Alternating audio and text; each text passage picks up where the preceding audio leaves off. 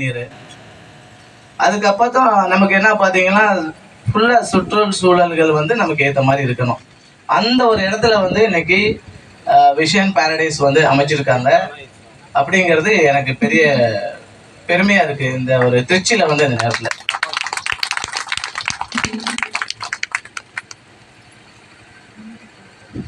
இந்த ஒரு அமைப்புக்கு வந்து எல்லாருமே இங்கே வந்து நிறைய பேர் உங்களோட உழைப்பை போட்டிருக்கிறீங்க. உங்களை எல்லாருக்குமே வந்து எனது மனமார்ந்த வாழ்த்துக்கள் இந்த நேரத்தில் சொல்லிக்கிறேன்.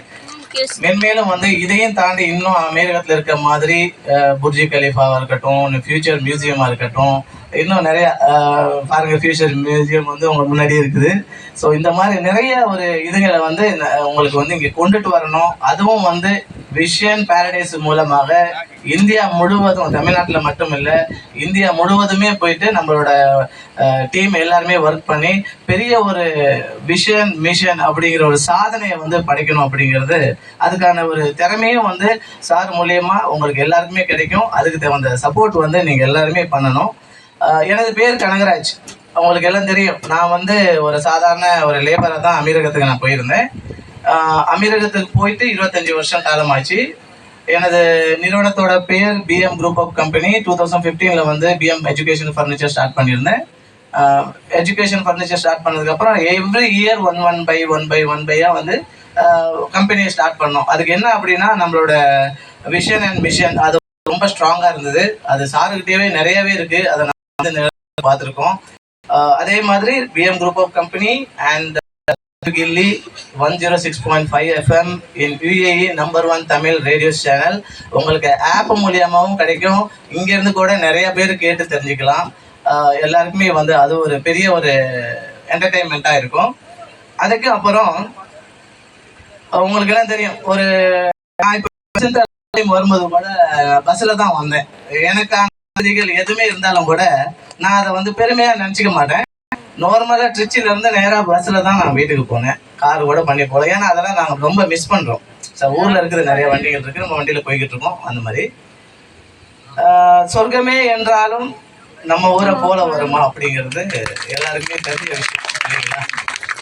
எத்தனை பேருக்கு அந்த பாட்டு பிடிக்கும்? யாராவது ஒரு ஆள் வந்து பாடுறீங்களா? 25 வருஷமா யுஏஇல போயிட்டு நம்ம வந்து குடியிருக்கோம் அங்க. ஆனா நான் வந்து இப்ப சார் கூட கேட்டார் வண்டியில வரும்போது, சார் என்ன சார் நீங்க இங்க இருக்கிறத விட அங்கதான் அதிகமா இருக்கீங்க, இங்க வந்து எதுவுமே பண்ணாம இருக்கீங்களே அப்படின்னு சொல்லிட்டு இப்ப கேட்டாரு. ஆனா அதுக்கு வந்து நான் பல தடவை யோசனை பண்ணியிருக்கேன். ஸோ என்னோட கான்செப்ட் என்னன்னா, யுஏஇலேருந்து யுஏஇல பார்த்தீங்கன்னா வீடு எடுத்துக்குவோம், நம்ம எதை வேணாலும் எடுத்துக்கலாம். நமக்கு வந்து நல்ல ஏசி, அந்த வெதர் எல்லாத்துக்குமே சார்ந்து நமக்கு வந்து அங்கே உள்ள அமீரகத்தில் நான் போயிட்டு பழகி எனக்கு அது பிடிச்சு போச்சு. இப்போ இங்கே வந்து இருக்கிறோம், எனக்கு இதுவே வந்து கொஞ்சம் சூடாக ரொம்ப ஃபீல் பண்ணிட்டு இருக்கேன் இந்த வெதர் எனக்கு. ஆனாலும் கூட நாம் அங்கேருந்து வேலை பார்க்குறாங்க நிறைய பேர் இங்கேருந்து தொழில் பண்ணுறதுக்காக இன்ஜினியர்ஸ் இருக்கலாம், டாக்டர்ஸ் இருக்கலாம், இன்னும் நிறைய பேர் இங்கேருந்து துபாய்க்கு போகிறாங்க. அங்கே போய் பிஸ்னஸ் பண்ணிக்கிட்டு இருக்கிறவங்க என்ன பண்ணுறாங்கன்னா, ஒரு காலகட்டத்தில் சொந்தமாக தொழில் பண்ணுறவங்களையும் தாண்டி ஒரு எம்ப்ளாயியாக போயிட்டு அங்கே ஒர்க் பண்ணுறவங்க ஒரு 2 இயர்ஸ், ஒரு 4 இயர்ஸ், ஒரு 10 இயர்ஸில் வந்து அவங்களோட கம்ப்ளீட் ஜாபை முடிச்சுட்டு திரும்பி பார்க்குறாங்க. ஏன்னா அவங்க வந்து ஒரு 10 வருஷம் வேலை பார்க்குறாங்க அப்படின்னா அவங்களுக்கு வந்து அங்கே உள்ள அந்த ஸ்ட்ரக்சரு இன்ஃப்ராஸ்ட்ரக்சருக்கு வந்து அவங்க வந்து ஆக்குபை ஆகியிருப்பாங்க. ஸோ அவங்களுக்கு வந்து நாம் போய் வந்து இந்தியாவில் போயிட்டு எப்படியா நம்ம இருக்கலாம் அப்படின்னு நினைக்கிறவங்களுக்கு இந்த விஷன் பாரடைஸ் ஒரு பெரிய ஒரு வரப்பிரசாதமாக தான் இருக்கும்னு நான் நம்புகிறேன். ஏன்னா இது இட்ஸ் எ வெரி கிரேட். இந்த ஒரு இதில் அந்த ஃபீலிங்ஸ் இருக்காது. நமக்கு துபாயை பார்க்குற மாதிரியே பெருசாக இருந்தாலும் சின்னதாக இருந்தாலும் கீர்த்தி பெருசு அதோடது அப்படிங்கிற மாதிரி நமக்கு வந்து துபாயில் இருக்கக்கூடிய அந்த ஃப்ரேமு, ஃபார்ம், வாட்டர், அந்த கடலில் கட்டியிருக்கிற அந்த ஃபார்மு, அது எல்லாமே வந்து பேரிச்சை மரம் பார்த்தீங்கன்னா அதை விட இன்னும் ஒரு கிரேட்டாகவே இருக்குது.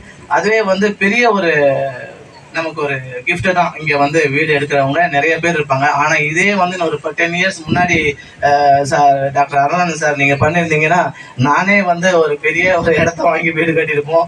ஸோ என்னோட கம்ப்ளீட் ட்ரீம் இன் துபாயில் தான் நான் வந்து வீடு கட்டியிருக்கேன். புர்ஜ் கலீஃபா பக்கத்தில் வீடு இருக்குது. ஸோ நானும் அங்கே வந்து இந்த மாதிரி கன்ஸ்ட்ரக்ஷன்லாம் பண்ணிக்கிட்டு இருக்கோம். ஸோ பொதுவாக நம்ம வாழ்க்கையில் வந்து சாதிக்கணும் அப்படின்னா நமக்கு ஒரு விஷன் அண்ட் மிஷன் இருக்கணும் இல்லைங்களா? எல்லாருக்குமே இருக்கும்.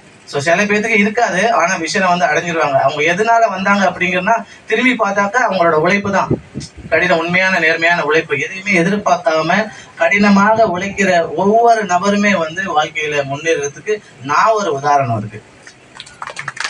ஸோ ஒன்றுமே இல்லாமல் ஒரு 25 வருஷத்துக்கு முன்னாடி சாதாரண லேபரை தான் நான் அமீரகத்துக்கு போயிருந்தேன்.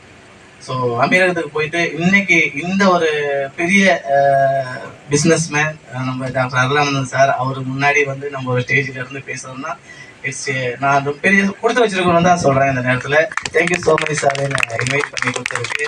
அந்த ஒரு மிஷன் அப்படிங்கிற ஒரு அந்த இதுக்கே வந்து முன்னுதாரணம் அப்படின்னு பார்த்தீங்கன்னா நம்மளோட டாக்டர் அருளானந்தன் சார் தான். அவரோட ஒவ்வொரு எடுத்து வைக்கிற ஒரு ஒரு எல்லா விஷயமுமே வந்து பார்த்தீங்கன்னா பெரிய ஒரு சக்ஸஸ்ஃபுல்லாக தான் அவர் வந்து கொண்டுட்டு வராரு. அந்த சக்ஸஸ்ஃபுல்லை வந்து அவரோட பையங்களுக்கு மிஸ்டர் மேத்யூ எடுத்து ஃபுல்லாக ரைட் ஹேண்டாக இருந்து எடுத்து அடுத்த கட்டத்துக்கு வந்து இந்த நேரத்தில் வந்து கொண்டு போயிட்டு இருக்காரு. அவருக்கும் வந்து இந்த நேரத்தில் ஒரு மனமார்ந்த வாழ்த்துக்களையும் நன்றியும் சொல்லிக்கிறேன். இதே போல எல்லாரும் அவங்களோட வாழ்க்கையில வந்து வெற்றி பெற்று பெரிய சாதனையை அடைக்கணும் அப்படின்னாக்கா எல்லாருக்கும் ஒரு விஷயம் தேவை. இந்த நேரத்தில் ஒரு பெரிய நன்றி சொல்லிக்கிறேன். Thank you so much. அதே மாதிரி டாக்டர் மீனாட்சி மேடம் மதுரையில் இருக்காங்க, அவங்களும் பெரிய ஒரு பிஸ்னஸ் பண்ணிட்டு இருக்காங்க. அவங்களும் இந்த நேரத்தில் எங்களுக்கு இங்கே வந்ததுக்கு பெரிய நன்றி சொல்லிக்கிறேன்.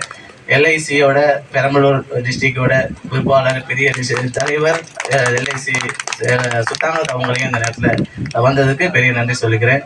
Thank you so much. வாழ்க வளமுடன்.